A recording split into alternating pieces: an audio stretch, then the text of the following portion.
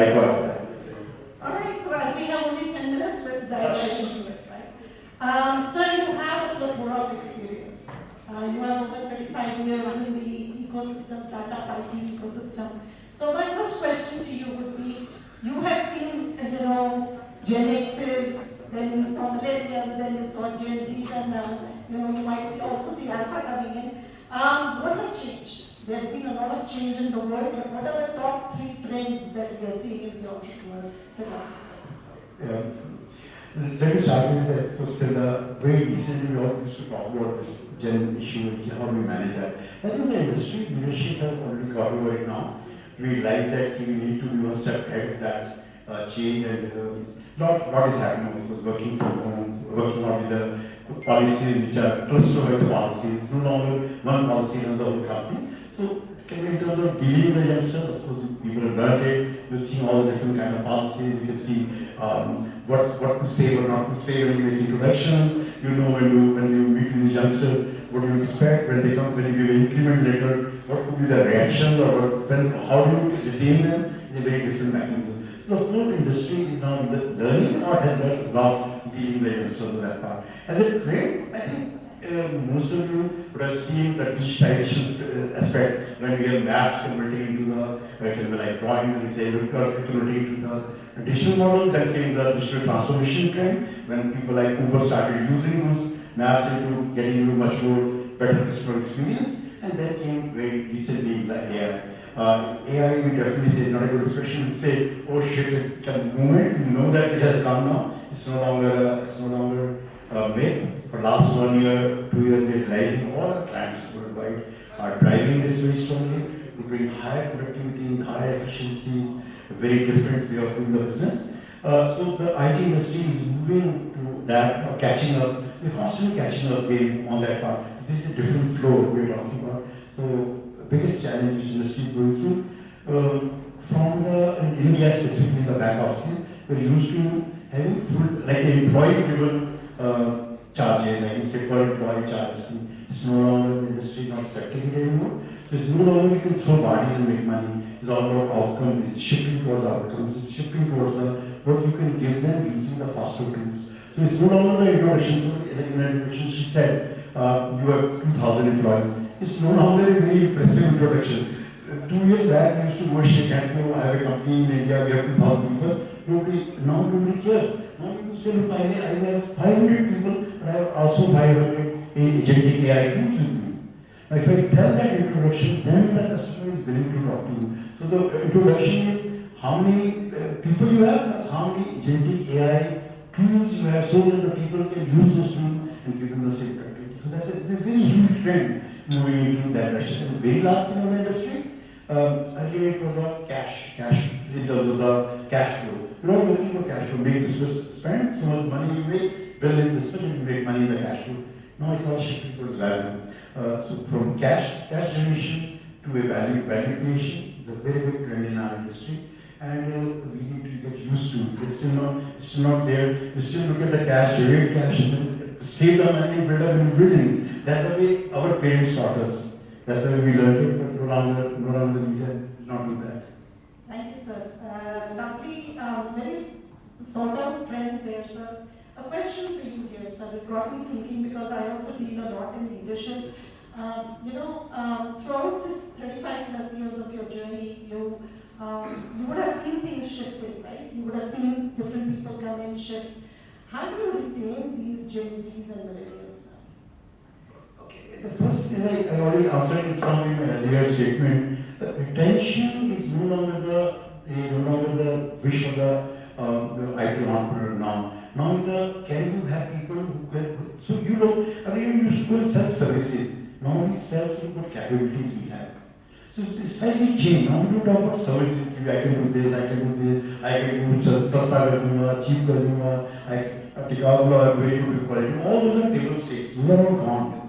So no longer we talk about that. Now we talk about this is a capability. I go tell them, I got 10 guys who are kick-ass AI agent guys, very strong data scientists. I have 3 data scientists who can do this thing. I have guys from this background who are working with us. So I think the whole message of retention is changing. So somebody comes in, the guy says, look, you don't believe right now, the company when somebody makes a revolution, our employees are now working at least across 7 countries. And we don't know, many of them have never met.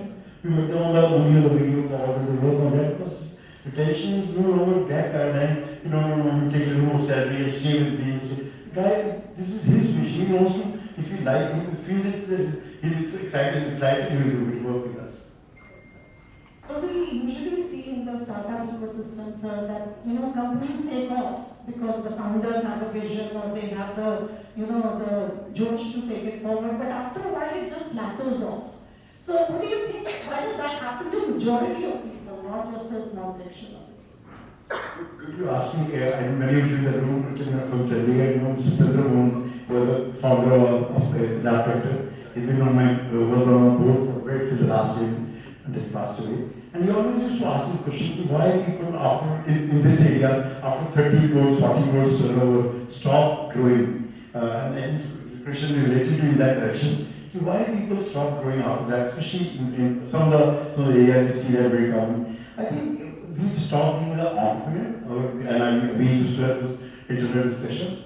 Entrepreneurship is something to do with the risk taking. So what happens once you start making 30, 40 crores in those risks right now, maybe equivalent of that would be 60, 70 crores. When you start doing that kind of a sales turnover, you start making 5, 7 crores, then that hunger stops, right? The hunger goes, the entrepreneur is no longer taking risk. He starts looking into lifestyle. His focus is on building a home, building a better car, getting new showing up of all the clubs and social places. He forgets that there is an entrepreneurship which requires him to grow beyond that point. So he constantly starts spending time there. So he starts plateauing. But enterprise needs that risk-taking. Enterprise needs that investment, constant investment. And I think that is something which we should all never forget. You can inspire. You see that, I'm not saying that Punjab doesn't do it or South doesn't do it, but a lot of success stories coming because somebody they constantly kept ideating, kept investing, taking risks, and the enterprise kept working. So that has been the secret source of your success, right? So constantly reinvention. Yeah, and this is what we as not mainly me, my both kids who got a chance to study in the good school, they kept invoking that. Hey, look, you're complicit. The minute you start complicit, somebody has to come and hate you. Of course, we had very good advisors from the big companies like KPMG and many others who come to you as a coach and tell you, hey, look guys,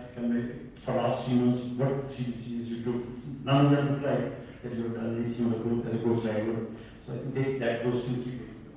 Sure, thank you, sir.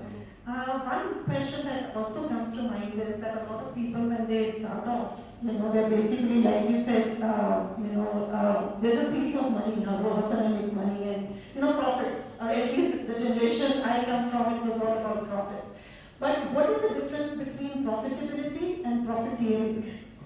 Those two words everyone knows about is what has a negative connotation. Earlier, our parents saying that profit was considered to be a bad word. The minute you say profit making, somebody says he's making profit means he's doing basically relating to it is a profiteering. That I'm doing something wrong to make profit.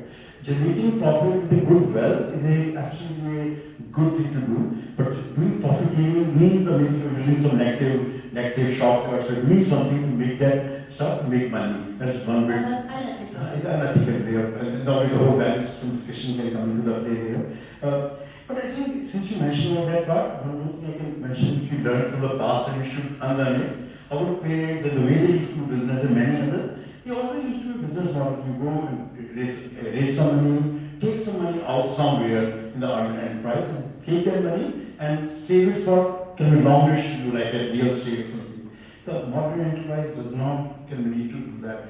My strong question out there, not only startups yet, with the startup, please retain the money in your enterprise. Then only your idea will get the tailwind. Otherwise, you will not have money. What we are doing is a bad thing. We build an enterprise, make money, I'll take a loan, take the money out, and let the enterprise carry on the same idea. That's why it will never go beyond a point. Luckily, you may get some more license, so you go. But the new things, you need to retain money, retain cash in your enterprise. So don't make shortcut of taking the money out, a good or bad ways. Just one last question. Sorry, am I standing there like a demon or what behind you? Looking at you like an actor, please go ahead. Just one last question. I thought you So I know, sir, you're an avid traveler and you like traveling. So moving away from your entrepreneurship goal, how has travel helped you? establish yourself, and how has it helped you in your professional life? I think one was I was lucky that I found a wife who always kind of wanted to travel. You can live in different parts of the world all the time. You can do not only the both personally and professionally you gain from there. I think the biggest thing is the thought leadership in the back office here is limited. If you continue saying, I do not retire, NASCOM, many of these forums, and many times you see that people are there in the back office. They may not come out of Mohali, Chandigarh or something. I can give you good examples. People traveling with us to London or people traveling with us to US. Not they're building enterprises. Say, look, you need to stay in your market. Your thought leadership cannot be in the back office. If you continue living in the back office, you can never grow. So first thing, biggest thing is that you need to be where your market. Then when you start thinking like that, you should know what Lakers mean, why Lakers are playing, and you're in California, you should know what it means. And you should know what the football means to an Englishman. You should know like when you go to Germany, what kind of things you can ask for. All those things play a role in that aspect of expansion. That's what. And second, it gives you a chance to have a good personal dialogue. Most of the time, you notice meetings end up in 45 minutes to an hour. Even if you do one or two meetings, you have the rest of the whole day nothing to do. So it's good to have a wife with me, and you can go for long walks. You can go and see a different part of the world in a very different way, and that has been really exciting. Thank you so much, sir. Lovely. I also love travel. That's it. Thank you, ma'am, for asking such thought-provoking, intelligent questions, and thank you, sir, for answering them very efficiently. Please have a big round of applause. Thank you both for that compelling exchange and interplay of wisdom, vision, and real-world experience. If that's how we have started, we are ready for an evening of extraordinary dialogue. Let's keep the energy high as we welcome our next duo. This is a duo you will know you needed, a high-ranking officer who brings order to the highways, and a therapist RJ who brings clarity to the hardways. One manages traffic with strategy and steel, other navigates emotions with empathy and ease. Introducing the second duo, on the hot seat we have got Mr. A.S. Rai, Senior IPS Officer from the 1994 batch, currently serving as the Additional Director General of Police Punjab, heading traffic and road safety. Please have a big round of applause, sir. On the cool seat we have Navneet Sandhu. She is an emotional health therapist, parent coach, consultant, and yes, your favorite RJ on 90.8 Capital FM, insightful, witty, and never afraid to ask the real questions.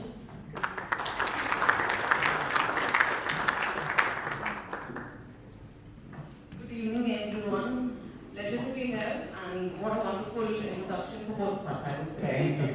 But more than a hot seat, cool seat, it's like a rapid fire for me.